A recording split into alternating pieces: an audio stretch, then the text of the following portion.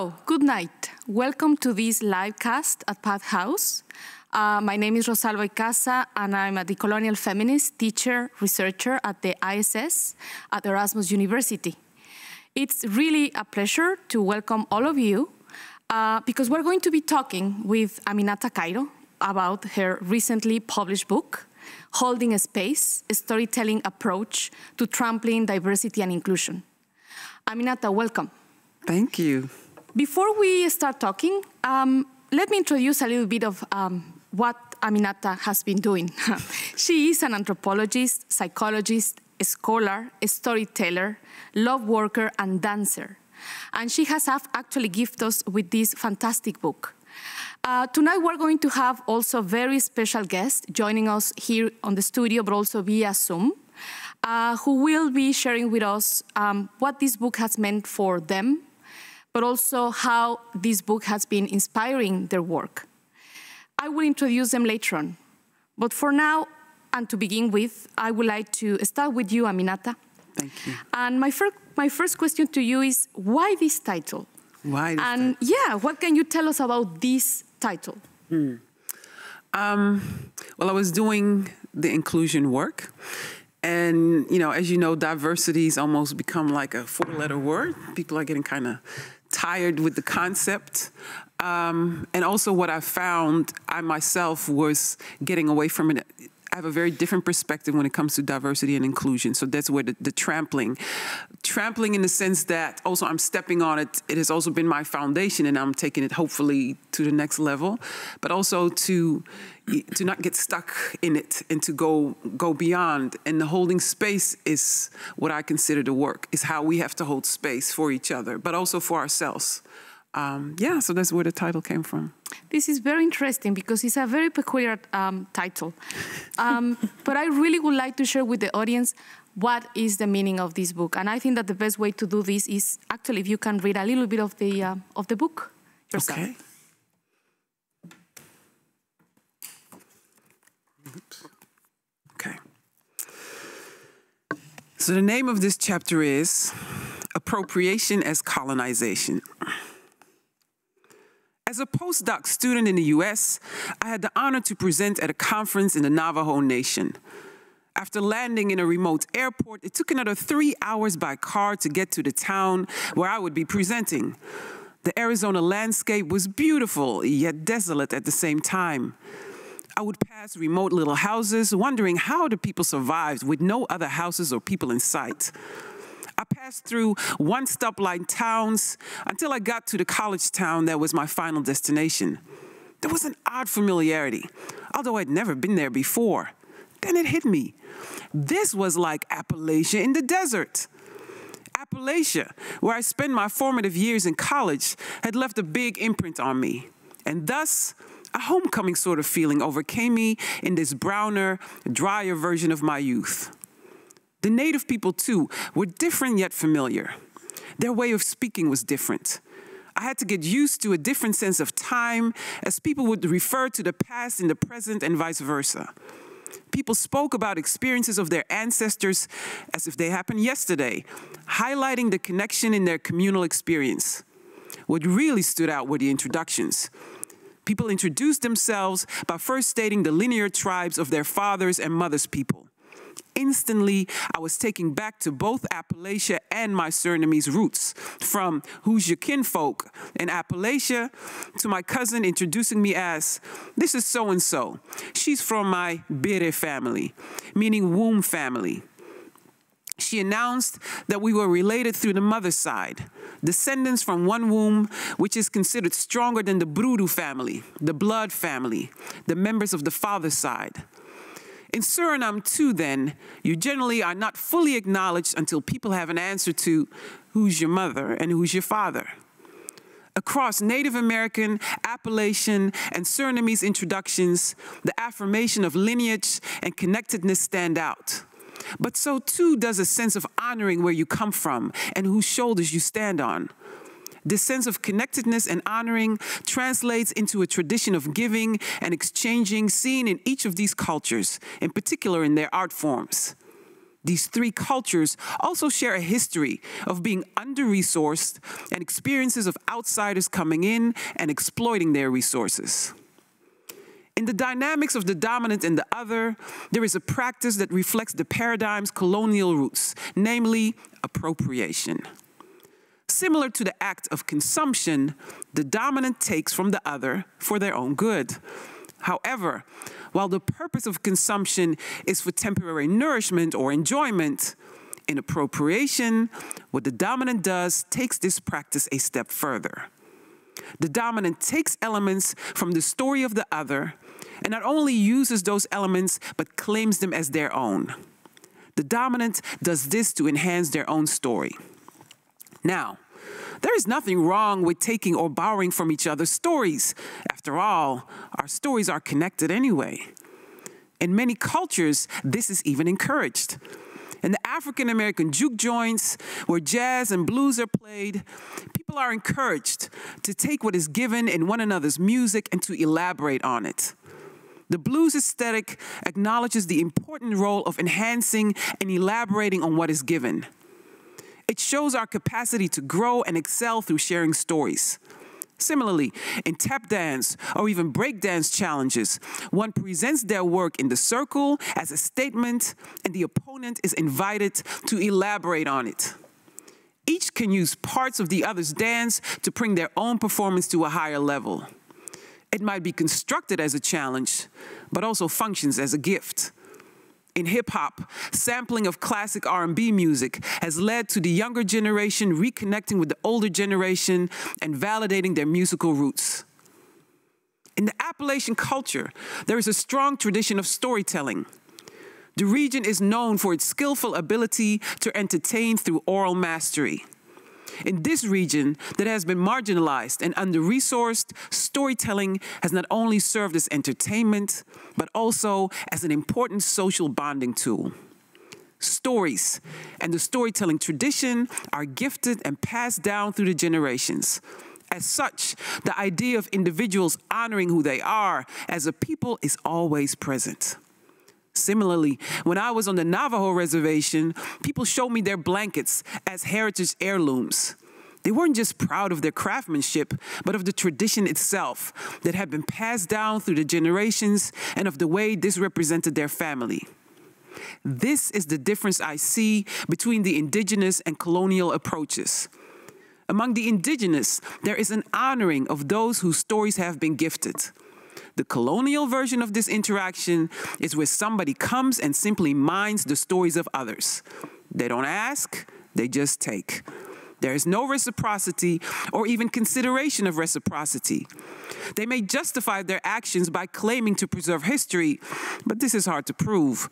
Usually nothing is put in place to support that claim. This colonial act of appropriation is about taking, unasked and unsanctioned, without giving due credit and in order to enhance one's own story.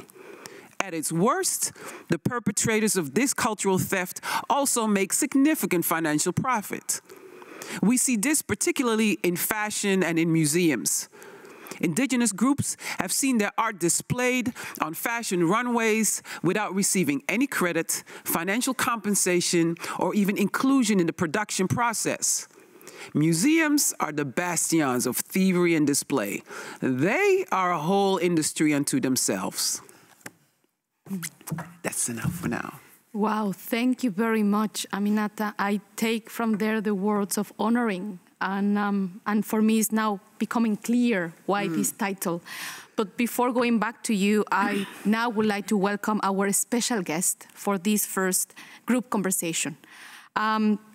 We have in the studio right now Winnie Roosevelt, who is a researcher on inclusive education and a consultant on diversity and inclusion. Joining us in Zoom is Dr. Dafina Misitijan, Assistant Professor in Human Rights and the Environment at ISS and Erasmus University, is actually my colleague there. And we are also honored by the presence of Dr. Erin Kenny, Associate Professor of Anthropology at Missouri State University, which is located in the heart of the United States. Welcome. Let me start with you, Winnie. Yes. I have a question after what we have just been listening from Aminata. And my question to you is, what taught you the most personally from this book that is so incredibly beautiful? Yes, well, there are a few things that touched me personally a lot. But I'm going to talk about one. And first of all, I want to say that I had a privilege, because you just read this chapter, and I had a privilege that you read it out loud during the writing. And I really love listening to the stories, but it's also really wonderful to read the chapters myself. So there's one chapter, and during the process, I knew she was going to write about specific topics, and there are a lot of stories in there I emphasize with, or I recognize. In some of them I'm involved. But there was this one chapter that came later that wasn't part of the original plan, and that's the one that is about cracking. And there is a specific sentence, and I tried to memorize it, but there's a specific sentence in there that talks about the dominant paradigm. And if you are in a dominant paradigm, all the other stories are always, do always have to, like, they have to fit to that story. So yeah, so they have to adjust to the dominant story. And I recognize that because of my own background. I have a Surinamese mother, a black mother. She came to the Netherlands when she was 16. I have a white father who was raised in Kapel Avezaath. I think no one knows the place, but it's a really small rural village in the Netherlands. So there are these different worlds that are connected in me, and I always had the. Yeah, when I went to white schools, and I always had to assimilate to that specific context, and that was why that sentence touched me a lot. And also because the cracking is like an, you know, when a pottery breaks, and I'm just gonna use your example, of course. When a pottery breaks, you have all those broken pieces, and that might be uncomfortable and ongezellig. But there's this art form, and it's a Japanese art form, and it's called Kinsugi, where they try to glue those ceramics by gluing it with silver or gold or platinum. So they use like the brokenness, they enlighten the connection, the new connections that are made with those beautiful glue, and they try to make the stories more beautiful. And yeah, I think that's why that chapter resonated a lot with me. Well, that was really beautiful. Let me now hear what Dafina can actually bring into this conversation. Dafina, tell me, what taught you the most personally from Aminata's book? Well, Aminata sent the book to me ahead of time, and it took me so long to get through it because with all the pages, I was just kind of grabbed by it, and also by the different emotions that came from reading it. So what really stuck to me was her experiences with different types of mothers. So she talks about her own mother and explains how the characters or the personality of her mother influenced her. She talks about her grandmother with a machete, which I can also relate to because we have similar backgrounds as well. I'm also Surinamese and of Maroon background. And she also talks about the mother who mothered her while she was in the US. And I think it's so powerful, all of these different mothers who influenced her and who supported her. And I could definitely relate to that in my own experience because it was not only my own mother, but also my aunt and other women in my surroundings who supported me. That was so beautiful. Yeah, it also touched me in that way. And I'm from Mexico originally, so this is one of the characteristics of this beautiful book. Erin, please, can you share with us what touched you the most personally from Aminata's book? Sure. I loved reading the book. I am so struck by how it's genre bending and how it fuses the beginning where we meet all these important people who Aminata has been affected by throughout her life. And so, it's not just a book, it's also a whole set of introductions. And it fuses together theory with real life experiences. And so I really appreciate that. But the thing that I was most struck by was actually an episode that I remember. I actually remember this really well, Aminata. You talk about how in graduate school, we read a book that was about young men who were trying to make their way on the shop floor, I believe in London, or it was Birmingham. And you really loved the stories of the young men. They resonated with you. You saw yourself in them. And then we get to the last chapter of the book where the tone of the book kind of changes. And all of a sudden, we get the author and obviously all of the members of our graduate seminar sitting there kind of hammering away like, well, why don't these young men want this dominant narrative as part of their lives? And all these years now that I've gone into higher ed and I'm a teacher now, I've been struck by that moment in graduate school. And I love how you write about this here, because the stories that we tell in academia aren't really stories. They're these sort of soulless narratives that have just one kind of positionality, and that positionality is to defend the status quo and to almost like suck the humanity out of people's daily lives and their relationships. And I was so grateful to you when we were graduate students together for helping me to read theory differently. And I'm so grateful now for this text that I hope to use and share with my students. I also love how you have this section where after you talk about that book and how difficult it was to sort of sit and listen to the way that people were receiving that book, which was so different from the way that you had received the book. You say, and then she came, and it's Patricia Hill Collins. And that just changes everything. And you say in this section, I wish a Patricia Hill Collins for every student that pursues their education. And so I just hope as an educator that I can pepper my classes with enough Patricia Hill Collins and Kimberly Crenshaw's and Aminata Cairo's so that students can see themselves and the work can resonate. Nice. Wow, Erin, that was amazing. Yes, of course. It was amazing. I'm done. Thank you, Erin. I'm done. Okay, let's go home. Okay. No, we still have so many interesting things to talk about. And I definitely recognize on everything what you have said, Erin. It's so important as educators, as people working on academia, how we are invited by Aminata to read theory differently. It's so beautiful in that way. Yeah. But now that the three of you have actually told us and shared what really touched you, I think that is very important that we move to another question.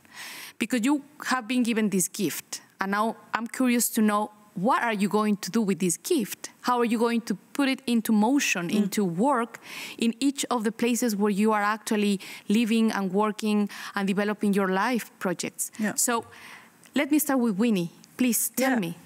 Well, what Erin just mentioned about the different approach, I think this book is a really accessible book that explains or talks about specific concepts in a really nice way, and combine it with those own stories, which makes it so relatable for me. And I really believe that this is very important for everyone to know and to read, because and also there's, well, you read the chapter appropriation.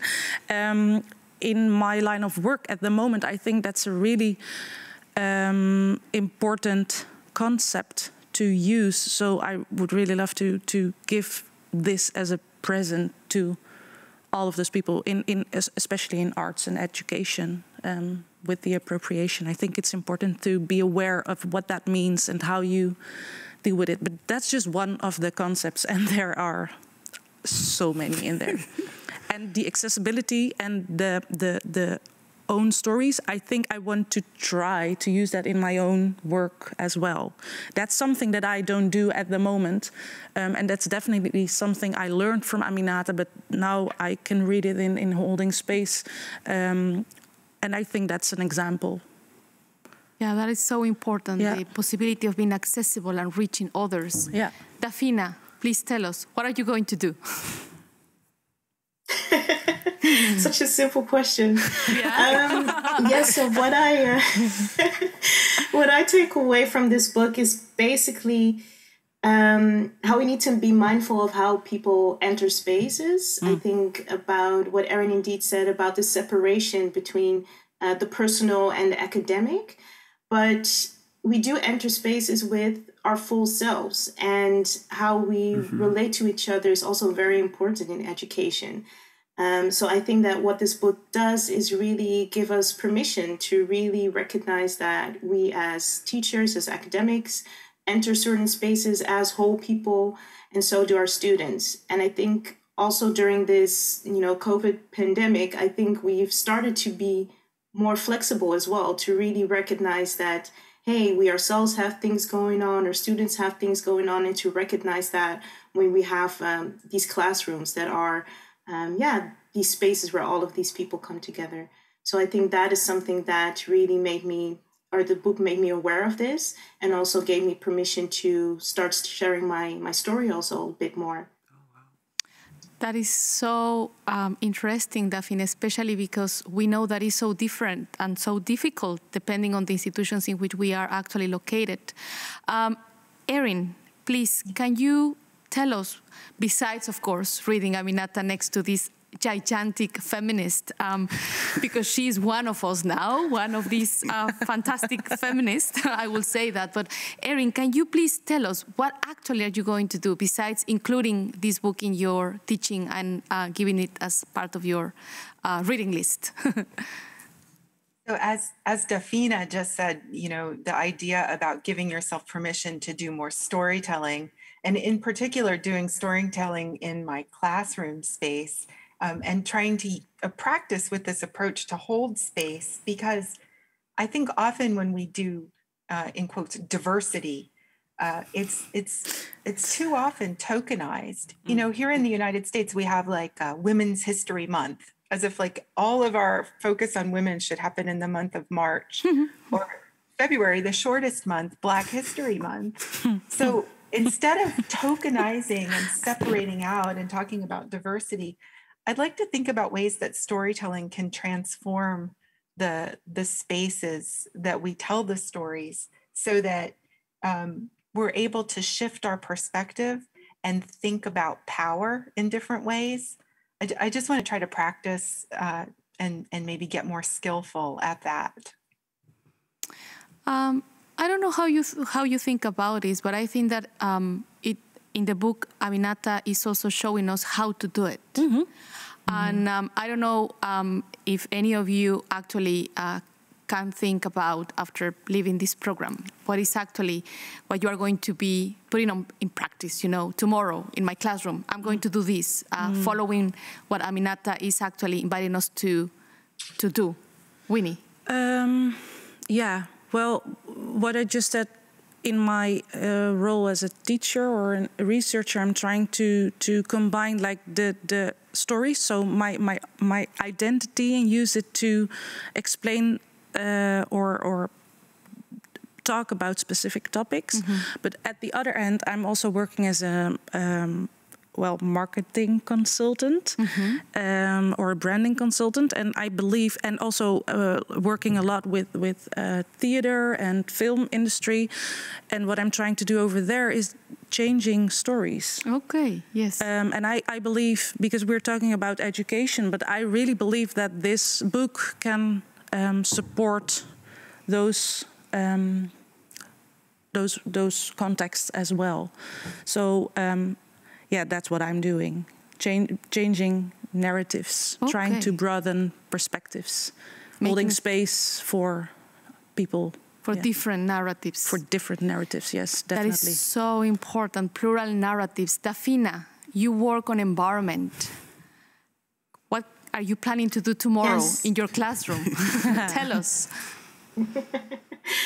Well, after reading the book, what I try to do more is also add my personal story to why I got into this field, because it's very much related to my background. When I look at environmental issues, it's because it's the lived experience of family members of mine when it comes to, for instance, pollution or artisan mining. And that is really how I rolled into it. And I think it's very important for students to see that, something that sparks your interest can really get your curiosity going. And in the long run, hopefully, you can contribute to some of the solutions that you can find. Because I think that that is what we are also pushed to do as scholars, to really find relevant solutions for relevant issues and not just be in this nice ivory tower, but really try to connect to that lived experience. Yeah. Thank you very much, Dafina. Erin, you're actually suggesting that this book can actually help us to avoid continuing the work on diversity, not just as a tokenistic move. How are you going to do that tomorrow with this book in your hand? Can you tell us an example? Sure. I really want to invite my students to be critical of the idea. Aminata's chapter is called something like the fortress of information, the way that people take knowledge and almost weaponize it. And so I want to really invite my students to be critical of the things we're learning in the classroom and ask the question, who is education for? And what does it mean when different people tell the story of knowledge? That is so, so important, always asking what this knowledge is for. And I think that the book is actually giving us lots of clues and lots of pathways that we can take seriously, actually, this question. But perhaps this is the moment to explain to the audience that is watching us in the internet, but that is also here in the studio, what is going to happen next. I think that these interventions were amazing. I'm taking lots of notes and I'm learning with you. But now I really would like to welcome back Aminata, who will read another passage of her book. And actually, Winnie, I have a surprise for you, because it's going to be about one of your favorite parts of the book. But this time we have a surprise. Aminata will be joined by Alexandra Loembe, who is a dancer, teacher, and choreographer. And I'm sure that is something really beautiful. But before we go to that, let me ask you something. Yes. That is important that I want to ask you. Any reaction so far that you want to? Ooh, I'm just floating here. I'm not even sitting. A tiny one. I'm not even sitting. I'm floating. I mean, I'm really touched, and that's what you hope for. That's what you dream for. Well, actually, when you're writing, you're just kind of just putting it out there, and because you want to make an impact and you want to make a contribution. But then when you hear it, then you can only be happy, So, I mean, I don't have a whole lot of words. I'm just very happy to listen to these three fantastic women and how each also has their own different way of embracing it. And that's the dream. So. Thank you very much. Now it's our turn to listen to you again, Aminata. Yes. Please. Okay. Go ahead. The name of this chapter is Cracking. Have you ever, as a child, walked the sidewalks and skipped and hopped to either avoid the cracks or explicitly jump on the cracks? Wasn't there a rhyme? Step on a crack and break your mama's back. Was it just me? I use the dominant and the other in an effort to have a theory that is truly inclusive. I use it to stress the relational aspect of how we function in a context of inequality. I prefer it over a model that uses the concepts of oppressor versus oppressed, because that approach implies separation. When I think of an oppressor and an oppressed, I envision someone who has their foot on the neck of someone else. But to me, it is not about an individual, nor is oppression a permanent status. That person who oppresses at the office can be the oppressed when they go home.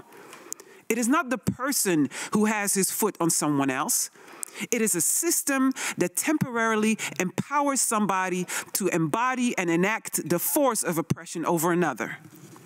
That system, which developed over hundreds of years, consists of a set of rules in which we all participate, even those in the other position. How is that possible, I hear you think? As human beings, whether in the dominant or other position, we learned our role. After a while, those roles became normalized, as uncomfortable as they may be. We became conditioned. There are plenty of learning theories that explain how we are conditioned. I recall Pavlov and his dogs from my early psychology classes. The systems we have inherited might have been designed and put in place hundreds of years ago, but they were ultimately put in place by human beings. And so, human beings can dismantle them. Rather than focusing on the conditioning, we need to look at the fissures, the disruptions, the cracks, where we can chip away at that conditioning so that change can take place. From the dance world, we learn that monotone repetition leads to automation, which serves a purpose such as protective technique or reaching states of trance. However, it can also become quite boring. When we look at ritual dancing, we see the purpose of repetition as creating a certain energy. The monotony and repetition facilitate a numbness that cannot be maintained. All of a sudden, there will be a crack, an opening, an opportunity. Something will shift. In Haitian ceremonial dance, they call this casse, which means breaking. There will be a break in the rhythm and the movement as the spirits enter the circle. The person is chosen as a vehicle. Their body contorts, jerks, and falls out of line from the others. The ancestor or spiritual energy comes through with noticeable disruption. The community, who has been expecting and preparing for this moment, rather than withdrawing in fear, holds the space. They will welcome, if not question, the entity that has come to partake, for there is a reason why they are present at that particular moment in time. The hope is that the supernatural presence will contribute to some sort of transformation for the group. A similar physical transition is pursued in hazing, whether it is in the army barracks or on the college grounds of fraternities and sororities. People are stripped of their individuality. They are forced to live, act, and move as a unit. It becomes their normal, temporarily. They are brought to the point of cracking, breaking, losing it, because it is at this point that they are most susceptible to receive the new information that will allow them to embody their new identity and become part of the new story of the group. The cracks, then, are places of opportunity, places of growth. I've heard someone poetically state that the cracks are where the light shines through. The Japanese art of Kinsugi embodies that same principle. Rather than discarding broken pottery, the pieces of ceramic are repaired with gold, silver, or platinum, thereby highlighting the cracks. It underscores the belief that the repaired product is in fact more beautiful than the original because of the cracks and because it shows that the piece has history. However, like an organism responding to the sight of an anomaly, rather than embracing, defense and rejection may occur. On a cellular level, we have been designed to maintain and protect an equilibrium and send white blood cells, the first line of defense, to restore the organism to normal. Introduction of something new, out of order, puts white blood cells on alert. In our real lives, not everybody is happy with the cracks either. We are living in a time when people, and particularly our young people, are highlighting the cracks and are throwing them in our face. Like Kinsugi, they not only highlight, but force us to see what we do not necessarily want to see. They highlight the history that connects us. From colonial memories displayed in statues to educational curricula set in European perspectives, they are forcing the cracks down our throats, and the automatic defense mechanisms are swift and forceful. From circumvention to ignoring, from denial to attack, all forms of resistance are unleashed to fight the ongezelligheid this brings to the fore. Yet, we purport that it is at the cracks where opportunity lies. It is the cracks that we claim we need in order to grow.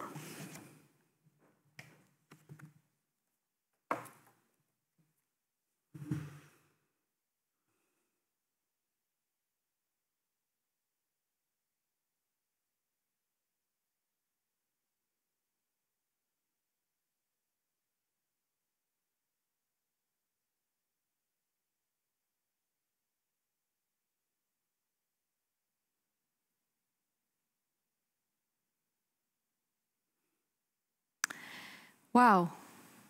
I really needed to leave that space of silence because this is also one of my favorite chapters. It speaks about owning our own cracks. It's beautiful, Aminata.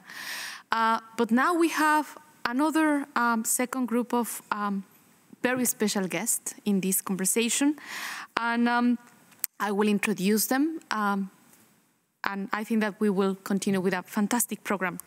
We have here on the table Steven and Said Antoni, who is a researcher and consultant of education and social innovation. And we have online Jaco van Uren, who is professor of change management at the Hague University of Applied Sciences. And we are also hosting Dr. Sophia Mason, who works in international education and teaches meditation at Royal Holloway University of London. Welcome, welcome everyone. I'm going to actually ask you what I have already asked to our previous guests. And I'm going to start with you, Steve. What touched you the most personally from the book of Aminata? Whew, there's so many. This book is a journey, actually. It's really a book about love. It's a book of different dimensions of love, of the love that she has for all these women in her life, her sons, and she used that love and her own story as a canvas to express some theoretical, but it's always done through love. And what she does, what touches me the most is that I think someone mentioned it before about humanizing that conversation through her own story. And she's just injecting love through, all these anecdotes and all that. She really opens her heart, and sometimes it's painful. And the journey was, it's really, yeah, it's a story of love, and this book is more than a book. It's a journey. It's love. It's a spiritual. She connects this conversation, inclusion, diversity, to spiritual. She makes it a spiritual conversation, and she connects, and she's just inviting us to come on that journey, and all of us can go. You don't have to be, it doesn't have to be a power dynamic, an oppressor, an oppressed. No, everyone is invited, and everyone belongs to that journey, and there's a space to everyone. And she allows, with that framework of the dominant and the other, anyone can be part of it. Yes. So everyone it's truly acceptance, not to use the word inclusion. It's so beautiful what you are saying, because actually at the end, Aminata suggests that diversity is a work of love, which is simple to say, but difficult to actually do it. But anyway, let's go to our guests online. Jaco, please tell us, what touched you the most from this book? Thank you. There are lots of things, obviously, but there's two things I wanna highlight. And the first thing is, on a very basic level, the kind of thinking that Aminata introduces, and I think may refer to it as relational thinking, the kind of thinking that starts with we rather than I. And I was wondering, so why am I so touched by this? And Margaret Thatcher came to mind, so the Prime Minister of the UK in the 1980s, and she's known for this quote: "There is no such thing as society, there is only individuals," and she was heavily criticized and ridiculed for it. But I think even though she uses very stark terms, these heavy and loaded words, I think even if you have the toned down version or the watered down version, the nuanced version, it's pretty much the kind of thinking that at least I was, it's the kind of thinking that supports the culture that I was born into, the Dutch culture. So the kind of thinking that starts with I rather than we. So this book for me is a constant and also a bit of an uncomfortable reminder that there are other kinds of thinking, and that this I-centered thinking is not the only kind of thinking, not the logical kind of thinking, let alone the best kind of thinking. So to me, that is super important and something that really touched me. And the second thing is, and also another English person came to mind, and this had to do with the concept of gezelligheid and ongezelligheid. I'm not sure if the people who don't read Dutch can fully grasp the gravity of that word and its significance in Dutch culture. But it made me think of what John Cleese said of English people. You can accuse an Englishman of being a bad lover, but you will kill that person if you accuse him of not having any sense of humor. And the same goes for being gezellig in Dutch. You can pretty much get away with anything in the Netherlands as long as you're gezellig. And so Aminata invites us to look at the dark side of gezelligheid. And she doesn't mind if it gets really ongezellig. So this metaphor of Aminata inviting you on board and to engage in this conversation, but not promising that it will be gezellig, that makes this book really beautiful. Wow. That was very important, especially for especially for someone. That. Thank you, Jacco. I love that. And for me, it's very relevant, especially because it's a really hard term to understand. Now I'm also learning with you, Jacco. Thank you very much. Sophia, please tell me what touched you the most from this amazing book. Well, I had prepared a beautiful image about how I feel that Aminata guides us down this path towards trampling this other dominant division that I will return to. But first, as the only person who lives in England, as two British people. Now, luckily, I have a complicated relationship to British identity in that I denounce it completely. I identify as half Sicilian and half from East London, so I'm not offended at all. I just want to go on record and say that what you pointed to there, this 1970s neoliberal individualization, for me is the crux of why, and Aminata's heard, Dr. Cairo has heard me say this before, why I believe what she brings to us is right at the edges, the frontiers of human consciousness, right? And Jacco,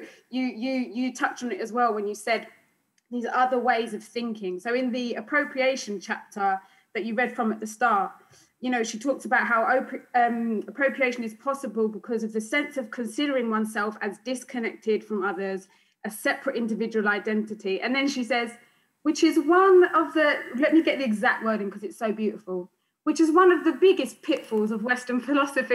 I'm reading it like, yes, so matter of fact, you know, and there's so much fact in it. And yet there's also these stories, there's also, as people have been saying, this new way of thinking. And so to come back to the thing about Margaret Thatcher, it's precisely this collectivism, again, that Jacco has touched on, that Aminata illuminates for us. You know, I feel that I'm nourished by intergenerational Indigenous and African wisdom through reading this book, because Aminata just, you know, as I say, it's like the image that I have is that she's this guide, you know, and there's this terrain that I want to get through because I'm a white person, I want to unlearn my privilege. You know, I want to stand as a true ally in the fight for Black liberation, the fight against police violence, the Black Lives Matter movement, the environmental crisis. There's all this stuff that I'm aware as a white person in the West that I benefit from. And I don't want to. I want the world to be a safe and beautiful place for everybody, right? That's where I want to get to. How do I get there? You know, on a day-to-day basis, you can feel so overwhelmed. And then it's like Aminata comes and she takes you by the hand and she's like, here, you can be nourished by this story. Oh, wow, thank you. I didn't realize I was hungry, you know. And then there's just so much hope. She lights up this path for us. She literally, it feels like she takes us by the hand and says, no, I'm going to walk every step with you because we have our own work to do. And she makes that clear. But she says, I will signpost for you. I'll show you where to get nourishment.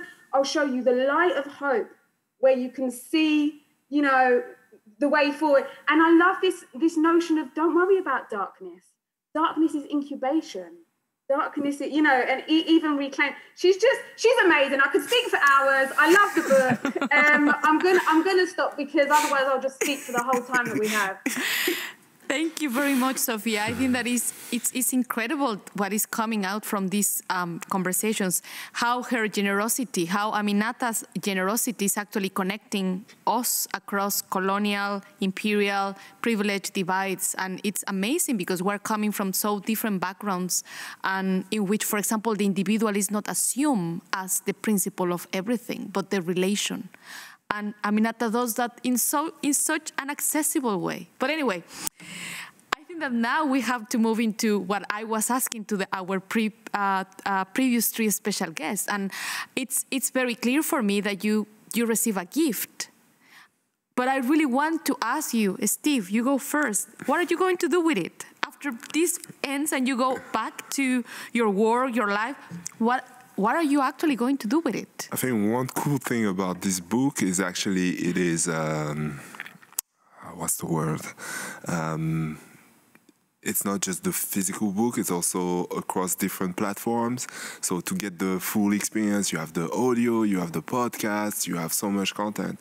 And it's really easy to share. And it is made to be shared, and that's what I've been doing already, like sharing it with my friends, like the podcast, and everyone's coming back like, oh wow, like this is so true, and the book is like it's a gift. It's just to share with so many people, no matter the age, no matter your group, and yeah, it's just actually the only thing is I'm waiting for a translation in French, so I can actually share it with my family.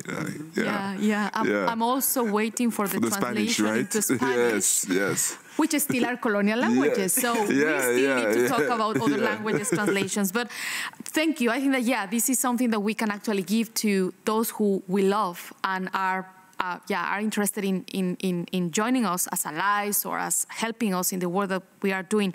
Jaco, please, what are you going to do with what you have been gifted?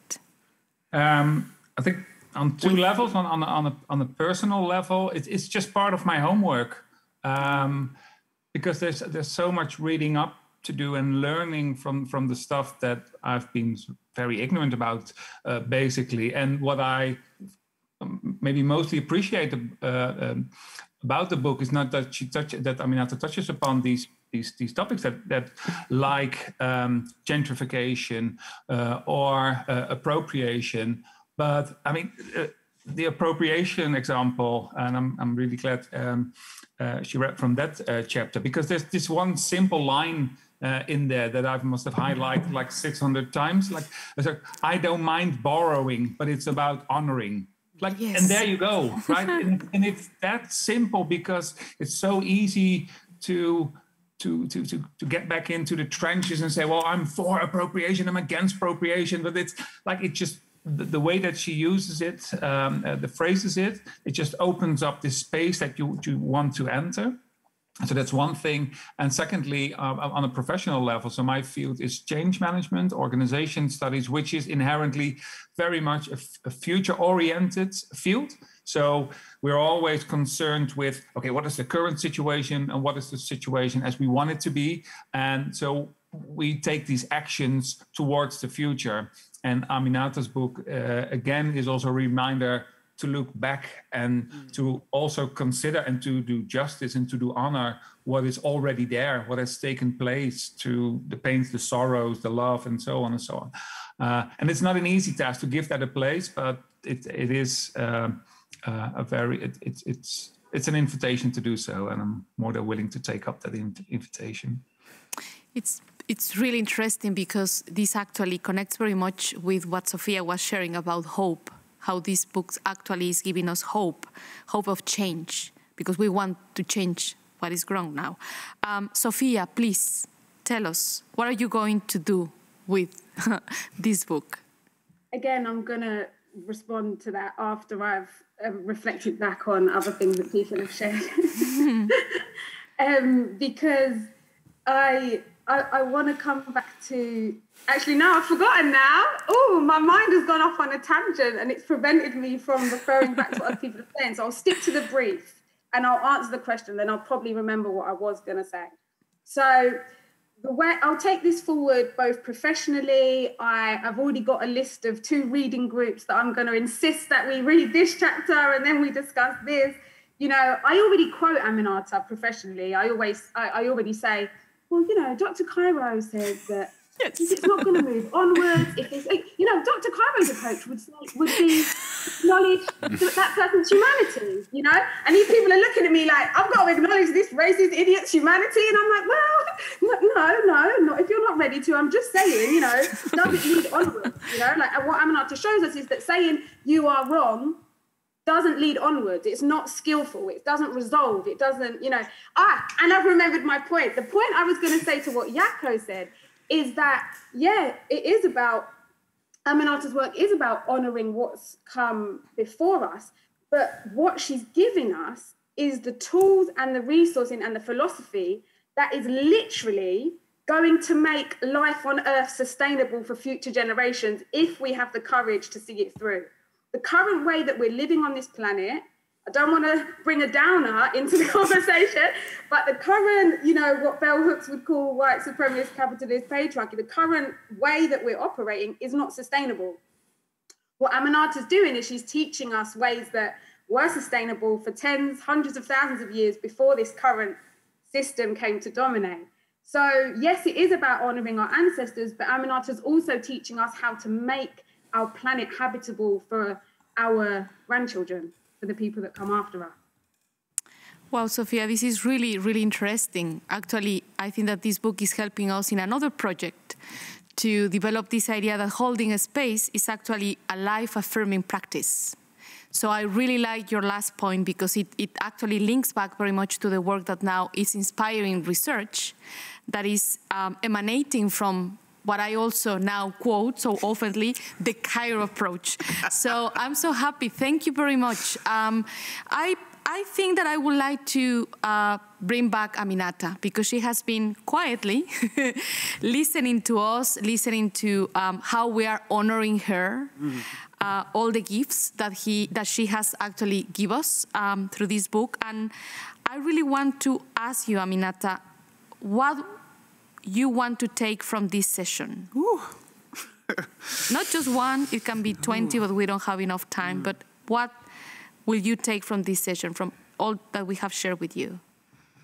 Wow, a lot. I mean, you know, first is just appreciation, you know, just appreciation and, yeah, and what you, again, you just do the work because you have to, and you have dreams about it, but this is like the dream come true, you know? And the fact, you know, when you say, you know, you're sharing it or you know, or it's contributing to a vision, and, you know, and Sophia needs to be my publicist, I just gotta say. Sophia, we're gonna go on the road together. No, just incredibly grateful, and not just, because it's not about me, I didn't write it for me. You know, I wrote it for us. And to make a contribution. And so, again, my dream is really to hope that we can do something for us together. And just by listening to these 6 people, that's already happening. So, you know, what more can I ask for? You know, that it will ripple, the ripple effect will happen. But I'm also already so grateful to see Yes, that was the dream, so it's happening. I'm so happy to listen to that. Now tell us, which are the plans? Because I know that you are planning some interesting events.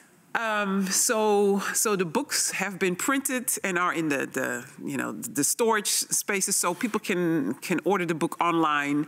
And I published independently because, surprise, surprise, my book didn't fit anywhere. So no publisher would work with me. And I was like, that's okay, that's fine. In this day and age, you can do it yourself. So I work with an independent publisher in the Netherlands, but also in the US and also globally, so that wherever people are, they can get it. And so this Saturday, we have the official launch. Because of Corona, we had very few people that can be present, so we are going to record it, and then we're going to share it online. So it won't be live because we're really going to nicely edit it, so probably before the end of June, that will be presented. And so Alexandra, and again, I'm so grateful. This is one of my dance babies. I mean, I have so many dance babies, but she's very special. She will be part of it too. And so again, Alexandra, I want to thank you for being here with me and for contributing. So there will be more dance and there will be more singing, and so it will not just be that you can come and listen, but you like we do now. You have to participate. You have to share. You have to contribute, because that's what this book is about. And so we'll do that this Saturday, and then we're off. So the book is available everywhere, because we have questions from the audience. Thank you for the audience that is sending some questions. They are actually asking, where can I buy it? Can I actually buy it all over the world? Yes. So right now, it's available online. Okay. So people can order it online. And again, it's in the storage magazine, so it might take a few days, and then we've also set it up so that bookstores can get it from so if some bookstores want to put it out there, that's also, so it'll be in bookstores. But for now, definitely online. The standard Dutch channels, and there's numerous ones, but the international ones too. And if you go online and you do Aminata Cairo Holding Space, it'll pop up where you can order it.